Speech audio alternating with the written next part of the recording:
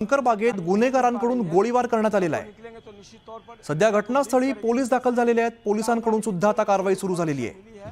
जो जानकारी मिली है उसमें 2 अपराधियों को पुलिस ने गिरफ्तार कर लिया है। बाकी के जो अपराधी हैं उनको पकड़ने के लिए, उनकी गिरफ्तारी के लिए, उनको कानून के शिकंजे में कसने के लिए ऑपरेशन लगातार जारी है। और अब ये देखिए, ये तस्वीर इस मकान से भी जो पुलिस अधिकारी हैं वो निकल रहे हैं, बैक साइड से जाने की कोशिश कर रहे हैं पुलिस अधिकारी।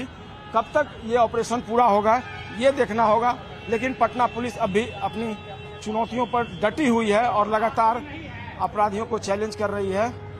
पुलिस हथौड़ी खोज रही है यहाँ पर, चूँकि बताया ये जा रहा है कि अंदर से दरवाज़ा जो है वो ऊपर से बंद किया गया है, दरवाज़ा तोड़ने की बात कही जा रही है। पुलिस जो है वो कोशिश कर रही है कि हथौड़े से दरवाज़ा को खोला जाए। चारों तरफ इस वक्त देखिए, ये जो रामलखन पथ का इलाका है, चारों तरफ पटना पुलिस के जाबाज जो पुलिस अधिकारी और कांस्टेबल जवान सभी नजर आ रहे हैं। इस वक्त ऑपरेशन को सफलतापूर्वक अंजाम देने की पूरी कोशिश जो है वो लगातार जारी है। एक बड़ा चैलेंज पटना पुलिस के लिए कि कैसे इस ऑपरेशन को सफलतापूर्वक अंजाम दिया जाए।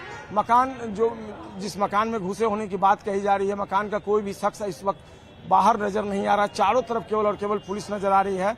जो ये मकान आप देख रहे हैं येलो कलर का मकान है, और इसके बगल में भी जो मकान है ये भी येलो कलर का है। तो इन्हीं दोनों मकानों में छिपे होने की बात कही जा रही है। और ठीक इसके पीछे में जो एक बड़ा सा फ्लोर आप देख रही हैं, 4th फ्लोर, आप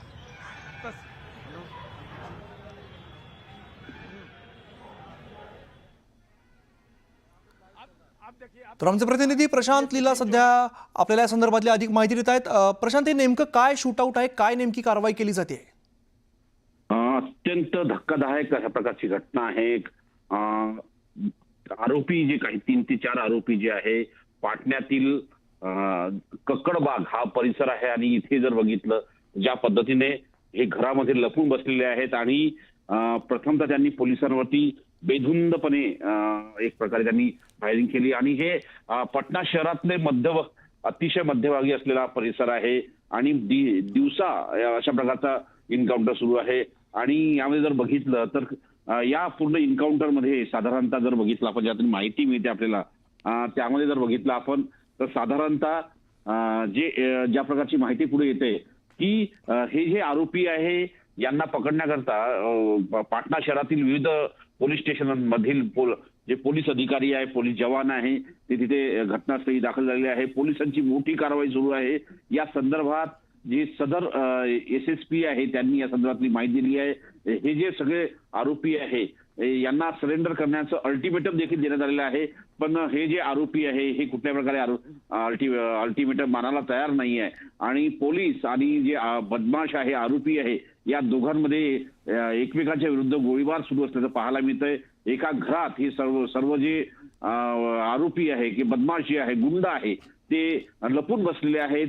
घटनास्थळी मोठ्या संख्येनं पोलीस बंदोबस्त देखील तैनात करण्यात आलेला आहे। या एका मकानात लपून असलेल्या गुन्हेगारांना बाहेर काढण्याकरता पोलिसांनी ही कारवाई सुरू केली आहे। आणि सोबतच जर बघितलं तर संपूर्ण परिसर हा जो आहे त्याला आता किल्ल्याचं स्वरूप आलेलं आहे। मोठ्या संख्येनं पोलीस दल तैनात करण्यात आलेले आहे। SSP पटना देखील घटनास्थळी दाखल झालेले आहे।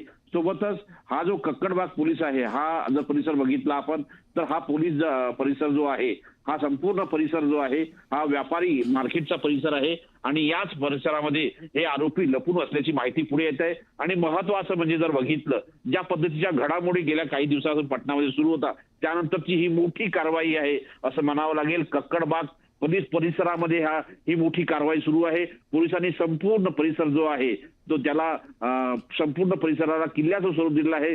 ठिकठिकाणी पोलीस बल तैनात करण्यात आले आहे। त्यानंतर शूटर्स जे असतात, पोलिसांकडे असलेले जे शूटर्स आहेत ते देखील तिथे दाखल झालेले आहेत। त्यांनी या संपूर्ण परिसरामध्ये एक प्रकारे आणि तिथे जे STF आहे, स्पेशल टास्क फोर्स जे आहे पटना पोलिसांचं, ते देखील घटनास्थळावरती दाखल झालेलं आहे। आणि या सगळ्या याच्यावरती आता लवकरात लवकर यांनी आत्मसमर्पण करावं यासाठी पोलीस प्रयत्न करत आहे। स्टुडिओ निश्चित प्रशांत, अगदी चित्रपटाचं दृश्य वाटावं असा हा सगळा थरार बघायला मिळतोय। मोठी कारवाई म्हणावी लागेल। धन्यवाद या सगळ्या सविस्तर माहितीसाठी।